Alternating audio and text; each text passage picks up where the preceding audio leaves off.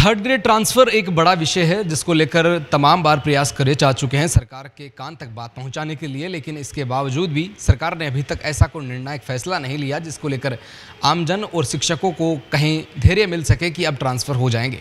लगातार इस विषय को लेकर प्रयास किए जा रहे हैं तमाम बैनरों तले, और इसी के चलते हमारे साथ आज जो राजस्थान एकीकृत शिक्षक महासंघ के अध्यक्ष हरपाल दादरवाल साथ में बातचीत करने के लिए साथ हैं। थर्ड ग्रेड ट्रांसफ़र को लेकर लगातार प्रयास कर रहे हैं आप। पहले सेकंड ग्रेड शिक्षक को लेकर सड़कों पर उतरे, आमजन में उतरे, लोगों के साथ में बातचीत की, जिसको लेकर एक बैनर तले आप आए।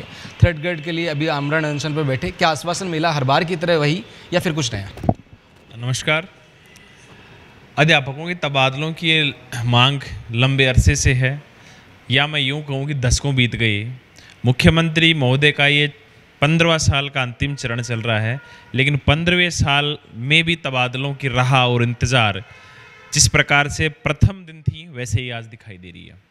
सरकार जब चुनावी वादे किए थे और चुनावों के अंदर गई थी, तब उसने कहा था कि हम सुनियोजित एक ट्रांसफ़र पॉलिसी लेके आएंगे और इसके आधार पर ट्रांसफ़र करेंगे। सरकार बनी और ट्रांसफ़र भी हुए और बिना पॉलिसी हुए। तो शिक्षक यही चाहता है, अध्यापक जो सबसे ज़्यादा लाखों की तादाद में है, तृतीय श्रेणी का शिक्षक, वो भी ये चाहता है जिस प्रकार से आपने डीओ से लेकर चपरासी के ट्रांसफ़र कर दिए तो इनके भी ट्रांसफ़र किए जाने चाहिए। इसी क्रम में हमने वरिष्ठ अध्यापकों के साथ में भी जब नाइंसाफ़ी हुई तो मैंने आंदोलन किया था, अनशन भी किया था, और परिणाम कुछ ऐसे आए कि पहले तो उन्होंने मुझे सस्पेंड किया 9 महीने तक, और लेकिन हमने लड़ाई लड़ी और ट्रांसफ़र हुए, बड़ी तादाद में हुए। तो तब लोगों का जो तृतीय श्रेणी का शिक्षक का उसका विश्वास हमारे साथ जुड़ा, और हम प्रदेश में लगातार अगस्त में हमने अगस्त क्रांति की थी, आवेदन लिए 85,000। आपका जो एक नया सुनने में आ रहा है कि शिक्षा बचाओ यात्रा, जिसको लेकर आप कई प्रयास कर रहे हैं, कोशिश कर रहे हैं। हालांकि इस बात के लिए आपने मौखिक रूप से और लोगों के सामने इस पर मोहर नहीं लगाई है, तो जो बातें सुनने में आ रही है वो कितनी सत्य हैं और इसके लिए आप क्या काम कर रहे हैं? मैं ये कहना, जब अगस्त में जब आवेदन लेने के बाद में ट्रांसफ़र नहीं किए गए तो हमने लगातार प्रयास किए, आंदोलन किए। मैंने ये आमंत्रण यात्रा भी निकाली प्रदेश में, और प्रदेश के राजधानी जयपुर के अंदर हमने तबादला आक्रोश रैली दिसंबर के अंदर आयोजित की थी। बहुत ही बड़ी रैली थी। उसके बाद में दिल्ली में भी जंतर मंतर आंदोलन किए। सरकार जब सुन नहीं रही, अभी रिसेंटली हमें बुलाया गया और भ्रमित करके हमारे अपनों में फूट डाल के मुख्यमंत्री निवास पर आई लव यू मुख्यमंत्री के नारे लगवा दी गए। चौथी बार मुख्यमंत्री अशोक गहलोत की सरकार के नारे लगाए। ये न्यायोचित नहीं है। हाँ, यदि हमारी बात मान ली जाए उसके बाद में नारे लगाने उचित रहेगा। तब क्या करें? राजस्थान का शिक्षक परेशान है, लाखों की संख्या में उनका परिवार है। चूँकि लगभग 2 लाख का इनका वोट शेयर का प्रतिशत का इनका अंतर रहा था। यदि चुनावी साल है, हमारी मांग मनवाने के लिए प्रदेश में फिर से निकलना पड़ेगा।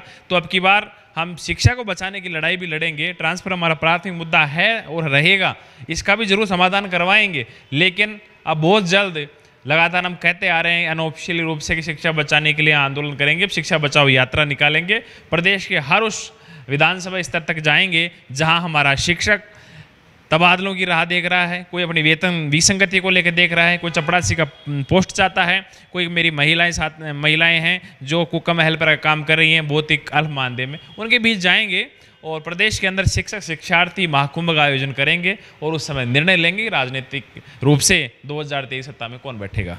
राजनीतिक लीडरों के साथ में इन दिनों हरपाल जी नज़दीकियाँ काफ़ी देखी जा रही है। कभी आप जो है हनुमान बेनीवाल के साथ में नज़र आते हैं, तो कभी आम आदमी पार्टी के जो नेता हैं उनके साथ में नज़र आते हैं। पहले तो ये बताइए कि आपकी नज़दीकियाँ किन से ज़्यादा है और इसके क्या मायने निकाले जा सकते हैं? कहीं आने वाले समय राजनीति की किसी विशेषज्ञ के तौर पर या कहे किसी पार्टी के अंदर सम्मिलित होकर चुनाव लड़ने की तैयारी कर रहे हैं, या फिर किसी एक पार्टी से आपका खास झुकाव है?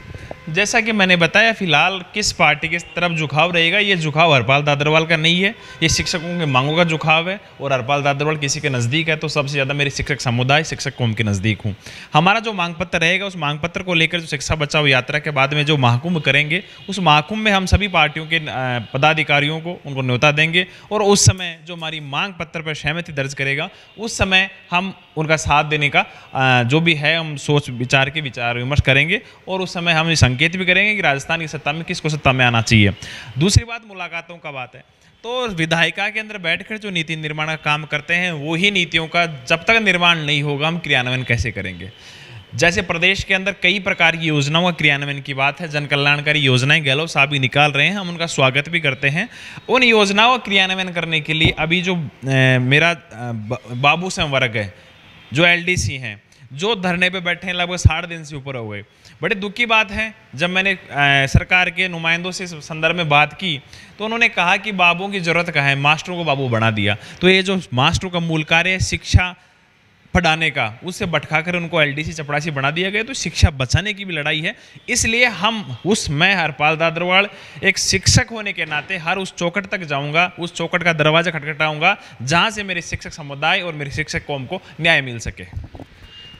सीधा सीधा सवाल रहेगा, सीधा सीधा इसका जवाब चाहते हैं। अगर आज के दिन में अगर किसी भी क्षेत्र से आपको चुनाव के तौर पर कांग्रेस या बीजेपी में से अगर एक चुनना हो तो किसको चुनेंगे? मैं इसका उत्तर आपको शिक्षक जो शिक्षार्थी महाकुंभ होगा वहाँ तक मैं इसको आपका इस प्रश्न को वहाँ तक थोड़ा समय स्थगित करता हूँ, रोकता हूँ। हाँ, गहलोत साहब की कुछ योजनाएं अच्छी हैं और कुछ योजनाएं बीजेपी की, लेकिन भारत के परिप्रेक्ष्य में एक नई पार्टी का उदय भी हुआ है, आम आदमी पार्टी, जो राजस्थान में लगातार प्रयास कर रही है और दिल्ली के अंदर शिक्षा में अच्छे काम किए, पंजाब में अच्छा कर रही है। तो क्यों नहीं हम तीसरे विकल्प की ओर देखें? हनुमान बेनीवाल जी अच्छा काम कर रहे हैं।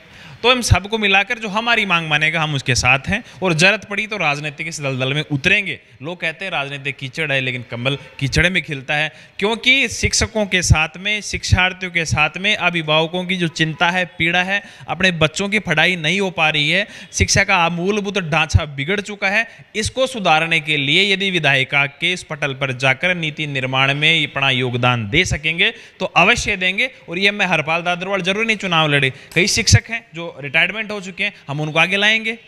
जिनके 60 वर्ष की सेवा पूरी हो गई, वह चुनाव लड़ने के लिए कोई 60 वर्ष की सीमा तो होती ही नहीं है।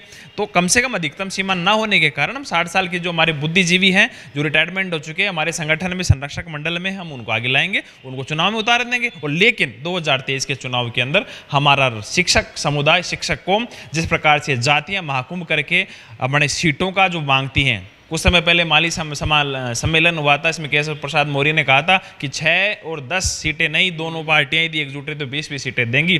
तो मैं शिक्षक कौम, शिक्षक की जाति है, और इस शिक्षक की जाति के लिए दोनों जो भी राजनीतिक दल हैं उनसे बहुत बड़ी संख्या के अंदर, एक निश्चित प्रतिशत के अंदर, क्योंकि 8 लाख का परिवार है, एक परिवार में 5 लोग, 8 बजे 40 लाख का जो परिवार है, इसके लिए निश्चित संख्या में सीटें वैसे मांगेंगे। ठीक है। तो ये थे हरपाल दादरवाल, और लगातार जिस तरह से प्रयास जारी हैं शिक्षकों के ट्रांसफ़र को लेकर, ये लड़ाई कहाँ तक लड़ी जाती है ये भी देखने वाली बात है। लेकिन अभी तक सरकार की तरफ से किसी प्रकार का आश्वासन नहीं। आमरण अनशन पर बैठे तो वीडियो कॉल के माध्यम से बातचीत कर ही आश्वासन के तौर पर फिर से बात को टाल दिया गया है।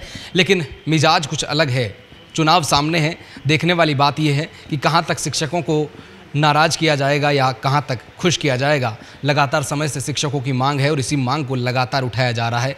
भले ही बैनर बदले हों, लेकिन मांग केवल एक ही है कि 3rd ग्रेड के शिक्षकों के ट्रांसफ़र किए जाए, तबादला नीति बनाकर जल्द से जल्द इसके ऊपर विचार किया जाए। और यही मांग लगातार अब भी उठती आ रही है। सरकार कब तक सोचती है, कब तक गहन करती है, क्योंकि चुनाव में इसकी फटकार सरकार को झेलनी पड़ सकती है। मेरे सहयोगी कुलदीप सिंह के साथ मदीपक मौत, नवतेज टीवी, जयपुर। देश और दुनिया की हर बड़ी खबर के लिए सब्सक्राइब करें नवतेज टीवी, और पल पल के अपडेट्स के लिए बेल आइकन को दबाना ना भूलें, क्योंकि आपकी खबरों का भरोसेमंद साथी है नवतेज टीवी।